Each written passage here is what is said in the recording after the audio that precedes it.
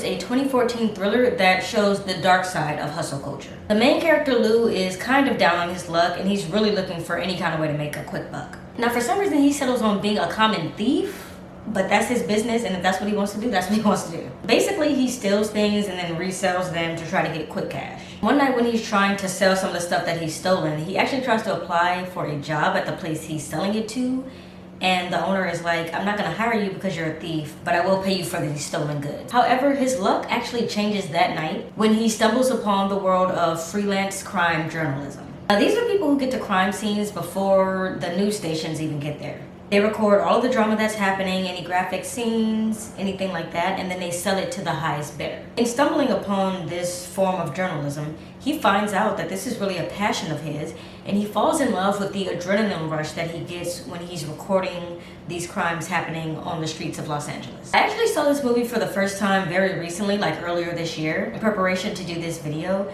and it was really eye-opening because we are essentially all this guy right now. I can't count the number of videos floating around the internet of super graphic scenes that people just pull out their phone and record, all for shock value, all for likes, maybe even sometimes for money. And it really does make you where even we as a society right now in 2023 draw the line on recording violence and then circulating it across the internet. Where would you draw the line for a nice check and a big career move? I give this film 4.5 golden film reels. Runtime for Nightcrawler is about 1 hour and 40 minutes, and at the time of this recording, you can find it on Hulu, Amazon Prime, and YouTube. Everything from this point on will contain spoilers for Nightcrawler, so if you haven't seen it yet and you don't want spoilers, save this video and come back after you do.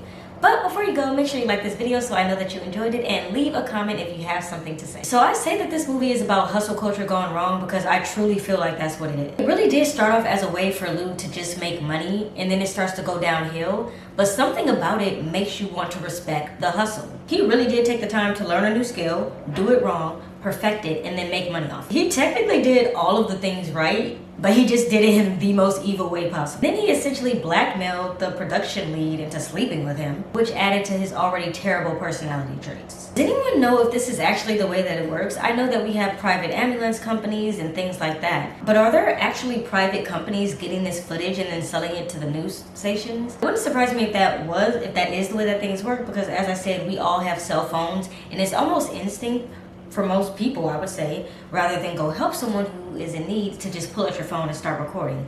Whether it is because you don't want to get involved or whatever the case may be, a lot of people would be more likely to just pull their phone out. And then if a news station did approach them wanting to buy that footage, they would probably sell it.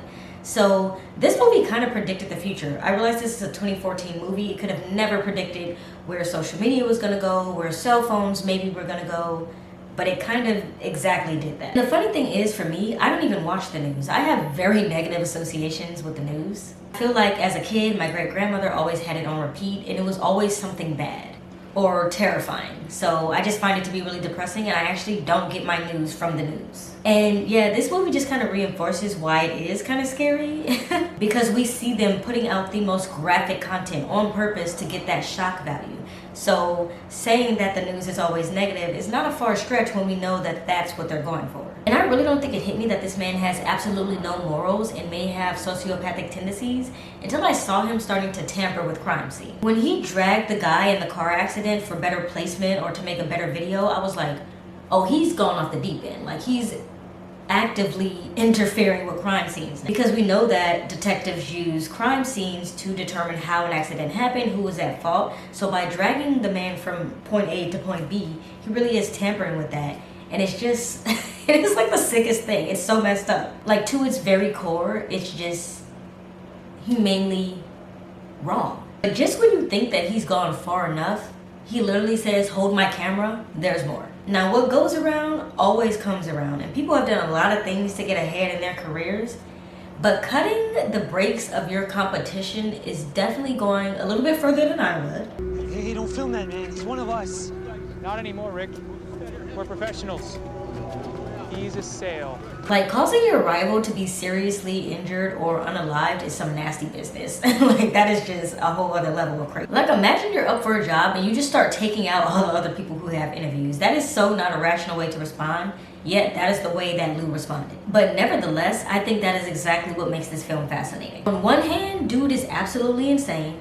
On the other hand, He's a pretty damn good entrepreneur. He really did become an expert in his craft, an expert in his industry, and took a hold of his own career. He essentially turned his entire life around. Now, he did it at the complete expense of others, but he did do it. That first incident with the shooting of the family who had the kid was a really important part of the movie because it's the first time that he actually crosses over police lines onto a crime scene and tries to get information. Which of course is destroying the crime scene, but it is getting a good shot for the news. It's where we see that he is willing to cross a hypothetical and literal line. He goes through their mail and he's just becoming more and more ruthless in the pursuit of having the best story of the night and always wanting to have breaking news. You know, I love a movie that's gonna hold a mirror up to society, and that's exactly what this film does. That scene where he's trying to get the witness to do an interview and she curses and he's like, oh, can you say that again without the curse words? And she's like, yeah, I'm not gonna say it again. Does that literally not remind you of every influencer who's cried again for the camera or made their kids cry for a YouTube thumbnail or overall just doing it for the gram?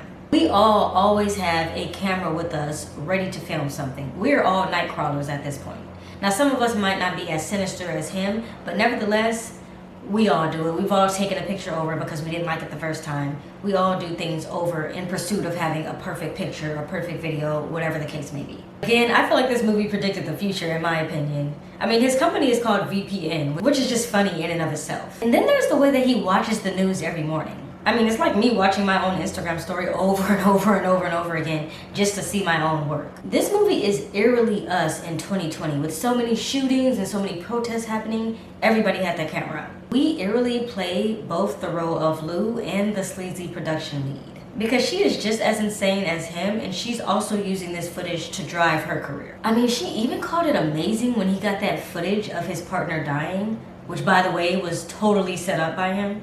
I mean, we can't say he's completely terrible because he did get those guys caught for the home invasion in Granada Hills. But I mean, he also set up his employee to get killed during a car chase. But who's keeping tabs on all that? Let's talk about Nightcrawler. I think that this movie is complex in all the ways that I've just mentioned. Let me know what you think in the comments. If you want to keep in touch outside of this video, subscribe to my channel or come hang out with us over on Discord, and I'll see you next time. Subscribe. My hair looks a little crazy today.